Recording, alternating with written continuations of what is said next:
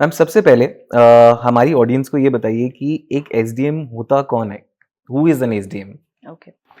So SDM stands for sub divisional magistrate. Okay अगर हिंदी में कहें तो उप प्रभागीय दंडाधिकारी। ओके तो दंडाधिकारी का मतलब है मजिस्ट्रेट और उप प्रभागीय का मतलब है, हमारे यहाँ पे जैसे दिल्ली की बात करें तो अलग अलग डिस्ट्रिक्ट्स हैं, 11 डिस्ट्रिक्ट्स हैं दिल्ली के अंदर, और हर डिस्ट्रिक्ट में 3 सब डिविजन्स होते हैं, मतलब उनको 3 भागों में डिवाइड किया गया है। जैसे कि राजौरी गार्डन एक सब डिविजन है, उसका जो भी उसके मैटर्स को देखते हैं उनको एसडीएम कहा जाता है। राइट और जो काम है एसडीएम के, प्राइमरीली 2 काम हैं जो ब्रिटिश टाइम से चले आ रहे हैं। एक होता है कलेक्टर ऑफ द रेवेन्यू। सो आपने पुराने समय में सुना होगा कि ये कलेक्टर है, तो कलेक्टर का मतलब होता है DM. DM is called as the collector of revenue for the whole district. Right उनके अंडर में हम लोग होते हैं डेप्यूटी कलेक्टर्स। तो जिस भी तरह का रेवेन्यू कलेक्शन होगा दैट विल बी थ्रू अस।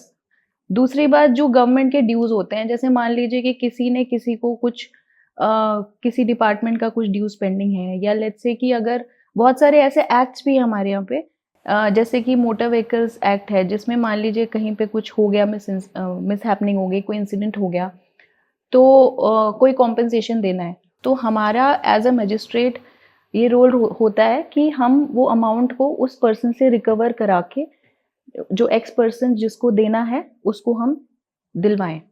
कई बार कोर्ट से हम लोगों को भी ऑर्डर्स आते हैं कि भाई आप ये अमाउंट यहाँ से रिकवर करा के इन पर्सन इनको दीजिए। तो ये तो हो गया रेवेन्यू कलेक्शन वाली बात। दूसरा होता है मजिस्ट्रेट।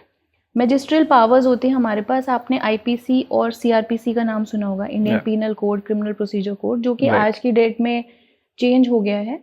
भारतीय न्याय संहिता और भारतीय नागरिक सुरक्षा संहिता में उसको कन्वर्ट कर दिया गया है। आई थिंक रीसेंट टाइम्स में हुआ है। जी जी, 2023 में ही आया ये। राइट बट इसमें क्या है कि जैसे बाकी के स्टेट्स में देखा जाए तो काफ़ी सारी मजिस्ट्रियल पावर्स होती हैं एसडीएम के पास। Is a little different. Delhi में कमिश्नरेट सिस्टम है पुलिस का, तो काफ़ी सारी पावर्स पुलिस के ही पास हैं। लॉ एंड ऑर्डर पुलिस अपने आप ही मेंटेन करता है दिल्ली में। In other states law and order also comes under SDMs. So basically police reports to the SDM and DM. But here in Delhi हमारे पास कुछ सेक्शंस में पावर्स हैं। जैसे कि मान लीजिए कहीं पे अननेचुरल डेथ हो गई है, तो उस केस में जो इन्वेस्टिगेशन होती है वो एसडीएम के अंडर में होती है। ऑफ अ पॉपुलर पर्सन और of anyone. Anyone. For example कहीं पे कोई डाउरी डेथ हो गई है, या कहीं पे कोई सस्पिशन है, या कहीं पे मतलब, तो ये सारे जो इन्वेस्टिगेशंस होते हैं वो जिस सेक्शन में होते हैं वो फिर उसमें SDM is empowered to do the inquiry and investigation. तो ये एक मैजिस्ट्रियल पावर है। दूसरा है आपका कहीं पे अगर आपको लगता है ब्रीच ऑफ पीस हो रहा है, कहीं पे कुछ ऐसा ऑब्स्ट्रक्शन किसी ने लगा दिया जिसकी वजह से लड़ाई झगड़े दंगे होने की संभावना है, तो वहाँ पे आप एक्शन ले सकते हैं। कहीं पे कोई ऐसी जगह है, मान लीजिए कोई लैंड डिस्प्यूट है, या कहीं पे कोई पोजेशन का है, मान लीजिए कोई घर है, किसी ने उसको फोर्सफुली ऑक्यूपाई कर लिया, तो उसमें है हमारे पास 164 बीएनएसएस में हमारे पास पुलिस भेजती है मैटर को कि भाई आप इसमें इन्वेस्टिगेट करिए कि एक्चुअली पोजेशन किसके पास है इसमें, ताकि कोई लड़ाई झगड़े या किसी तरह की मतलब law and order situation create ना हो। तो इस तरह के जो मैजिस्ट्रियल पावर्स हैं वो एसडीएम के पास रहते हैं।